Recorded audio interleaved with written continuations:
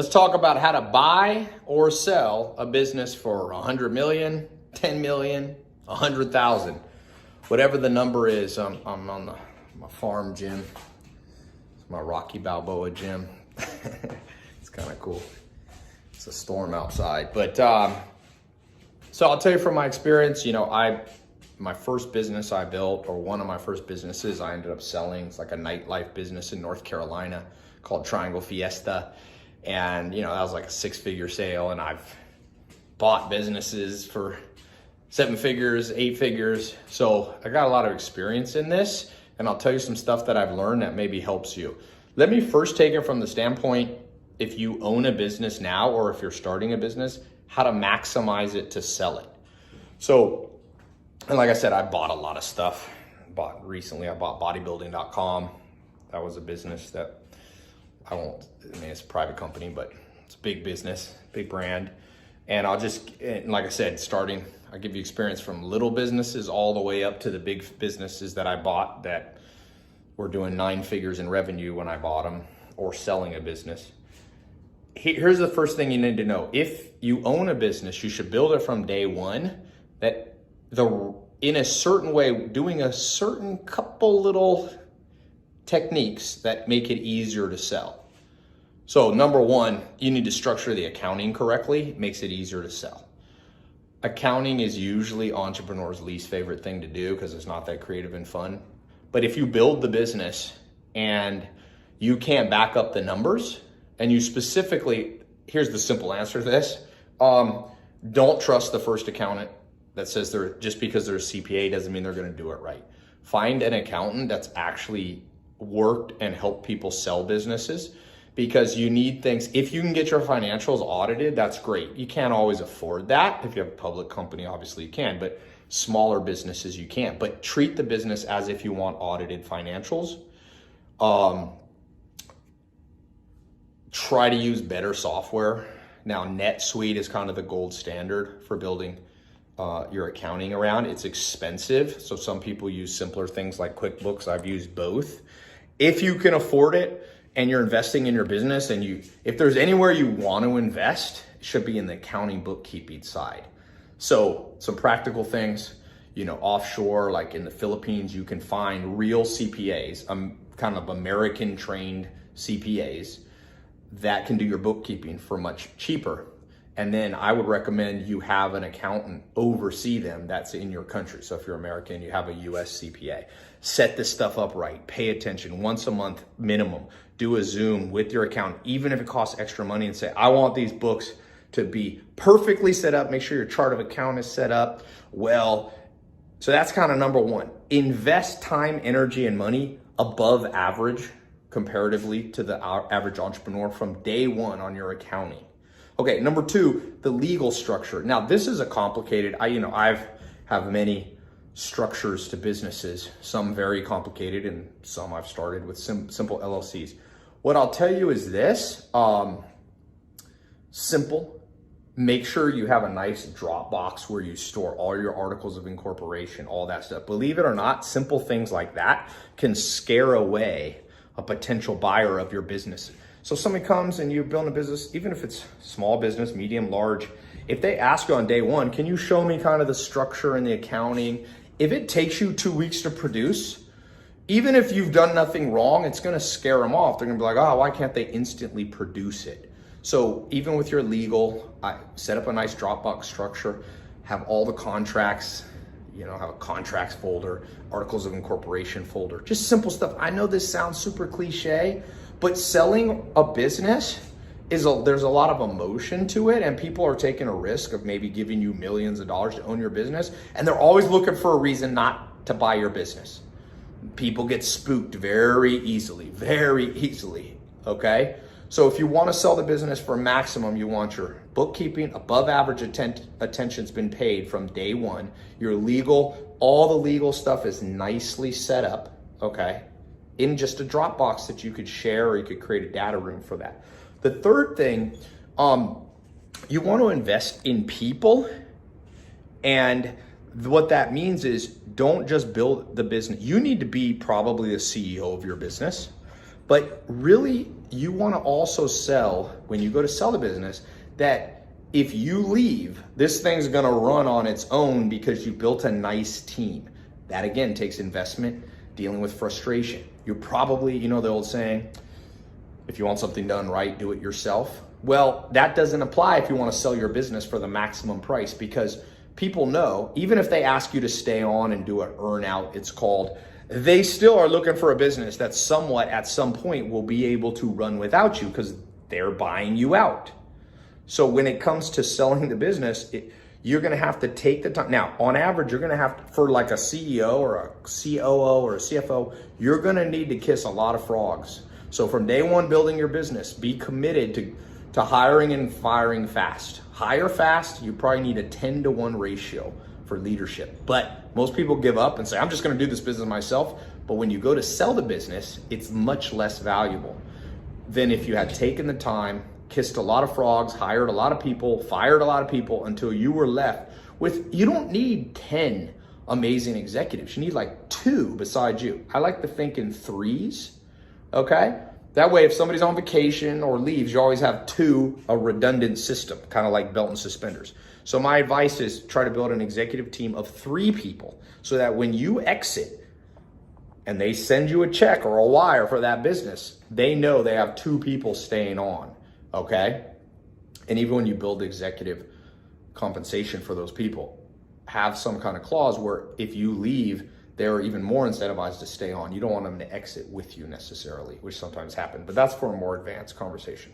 The 4th thing I would say is you want to build a combination. All good brands nowadays, or big brands, are somewhat personal brands. Elon Musk, Tesla's somewhat a personal brand. He uses his personal imagery to grow this brand, his personal je ne sais quoi, okay? So Zuckerberg, you know, Bill Gates, most of us know these, Warren Buffett. So these big brands, you want to build a brand that has an aspect to you personally. Maybe you're using social media to grow it. You're using your personal presence to attract talent and customers, but always build a brand component that's bigger than you. Once again, people know if they buy you out, if it's all predicated on you and you being the face of the business and the executive team, they're going to lose that and they're going to devalue your brand. You're going to get less money when you sell your company. By the way, if you're looking to sell your company, I do consulting to connect people with the best business brokers globally. So I'm going to put a link below or on the side here. If you want to sell a company that you own, go here, fill out this quick form, put in the info, and I'll tell you, I can even give you my estimate of what you'd be able to sell your business, and I'll help you connect you to the right business broker, okay? So go here or go to tailopez.com/podcast, sell a company. tailopez.com/podcast, sell a company. It'll redirect you to a simple application. Let me give you, I don't always have time to do every one, but I can give you, if you've got an establishment, if you got a new business, never made $1, don't go to this website. But if you've got a business, even if you're only doing 100 grand a year or $1 million, I've helped people find the right business broker. I'm working on one of my followers, they had a family business, and I don't want to jinx it, but I helped them connect to the right business broker, and they've got an offer for more than $50 million in their business. Now that's an exceptional case, but you'd be surprised sometimes. There's somebody out there who wants to buy your company, even if it's only doing 100 grand a year. The sweet spot is if you're kind of hit, 500,000 to 5 million a year. If you're beyond that, I can put you with some different business brokers that can at least shop it around. It's always good to shop your business. It's kind of like you have a piece of real estate, get it appraised. You can get it appraised sometimes, real estate, and you can refi and pull some cash out. But in a business case, it also encourages you. So if you have a business, click on the link below, or if you're listening audio, tailopez.com/podcast, sell a company. Let me get you a quote from a business broker on what they think your business might be worth and if they can potentially sell it. Sometimes you can do a partial sale or a full sale if you love the business, but super important, even if you're not ready to sell, get a quote. So tailopez.com/podcast, sell a company. Type that in or click the link here. Now, a couple other things on selling a business. When the time comes, you want to use the right business broker, even if somebody comes to you out of the blue or directly to you and says, I will buy your company for 100 grand, a million, 10 million, 100 million, whatever. Get a business broker to shop it around. You can put a carve out that existing offers you have, they won't get a commission on. Because sometimes you got to read the contract. Sometimes business brokers will be like, any sale, I get my commission. But usually most business brokers, it's not that much money. And oftentimes, maybe I'm biased because I work with business brokers, but like, they'll often get you a higher price by shopping it around. In general, don't take the first offer. Shop it, you want ideally more than one term sheet or LOI or IOU, they call them MOU, indications of interest, LOI. There's MOUs, which is memorandum of understanding. That's a different concept, but LOI or term sheet, it's kind of a term that people use in this industry.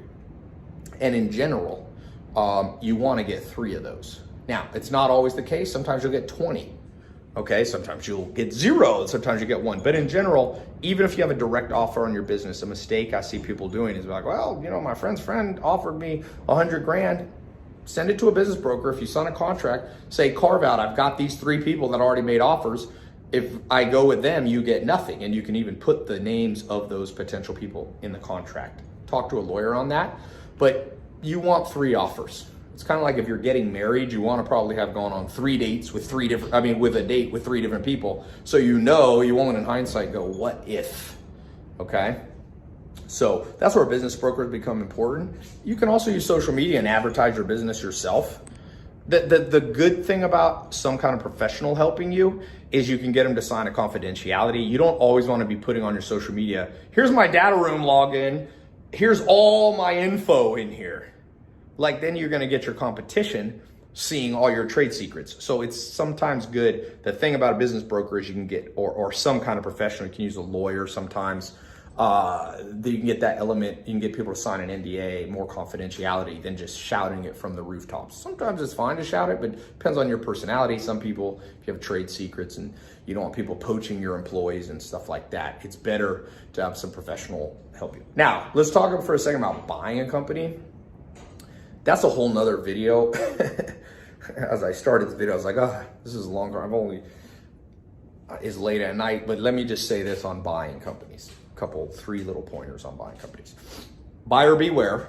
Almost always when I buy a company, I'm assuming there's some things they didn't disclose. So if you get a rosy picture that this business is doing great and it's making millions, then you got to ask yourself, why are they even selling it? Usually there's something wrong. Expect it. I bought a business not too long ago, and it had 5 million of bills that were undisclosed, 3 or 4 or 5, I forget the exact number, but I wasn't shocked because I knew when people are selling a business, they often have some skeletons in the closet. So you need to go into it expecting it. What's your job in your due diligence phase is to be sure there's no insanely large skeletons in the closet.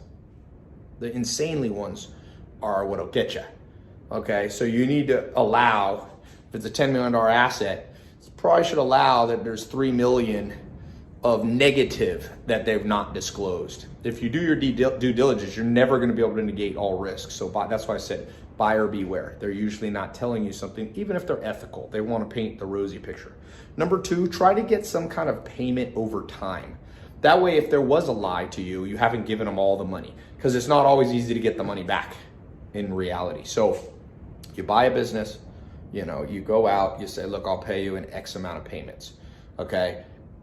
And number 3, when you can, get seller financing, which kind of goes along with number 2. But number 2, even if you're not using seller financing and you have all the cash yourself, try to not wire it all at once because of number 1, buyer beware.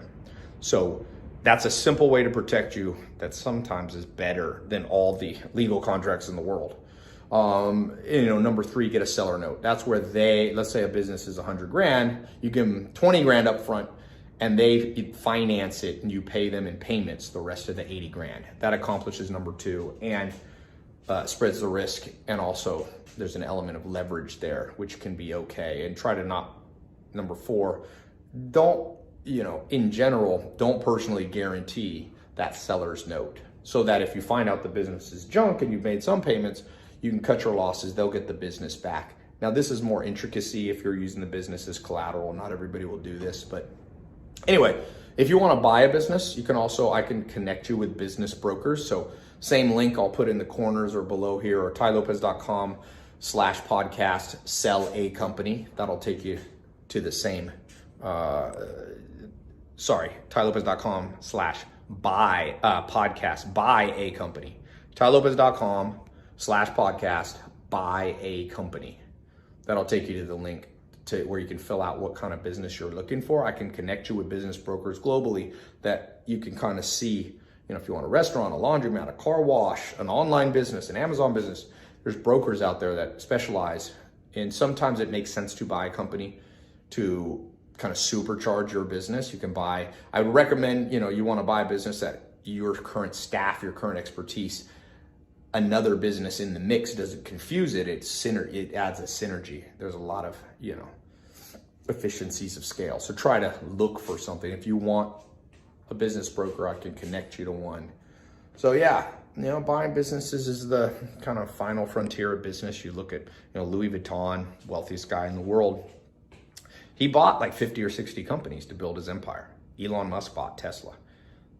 He didn't build it from scratch. So there's a power in buying a company. It's a power in selling a company. Elon Musk sold his first company for, I think, 20, 30 million bucks.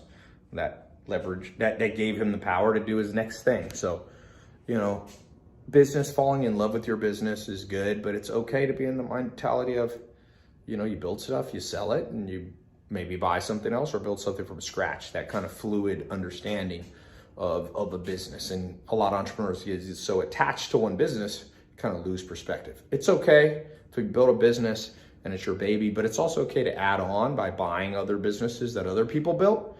And it's also okay to sell a business, but get a quote so you at least can do the math and do the, you could compare the cash you're going to get, the net present value kind of calculation, which tells you, am I better keeping it and getting profit every year from my existing business, or am I better selling it and getting a large lump sum now, even if it's a discounted number to the future flow, the sum of future cash flows. In the same way, do you want to buy a business? Well, do the math on the time and opportunity cost it'll take to build that brand versus just buying it on day one and being in business, hypercharge your business. So anyway, if you're looking to buy a business or sell a business, tailopez.com/podcast, sell a company. If you want to buy one, tailopez.com/podcast, buy a company. So see you there. Hopefully this gave you a few pointers. Put a comment below. What do you think is something I left out that's super important in building a company that you can sell? Or leave a comment on, what's something I left out that's super important when you go out to buy a company from your experience. So I'm gonna finish up the gym here. Too much talking.